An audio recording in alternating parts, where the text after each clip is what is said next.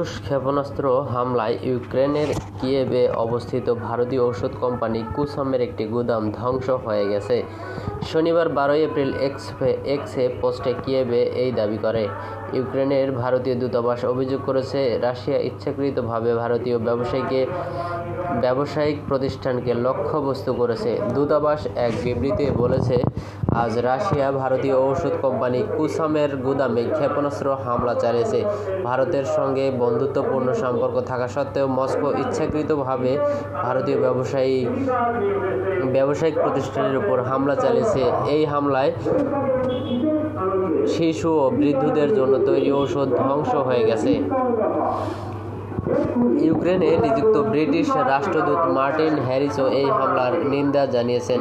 তিনি বলেছেন, আজ সকালে রাশিয়া ড্রোন হামলা চালিয়ে কিয়েভের একটি ওষুধ কোম্পানির গুদাম ধ্বংস করেছে। এখানে বৃদ্ধ ও শিশুদের প্রয়োজনীয় ওষুধ মজুদ ছিল। রাশিয়া আবারও ইউক্রেনের বেসামরিক নাগরিকদের বিরুদ্ধে সন্ত্রাসী কর্মকাণ্ড চালাচ্ছে।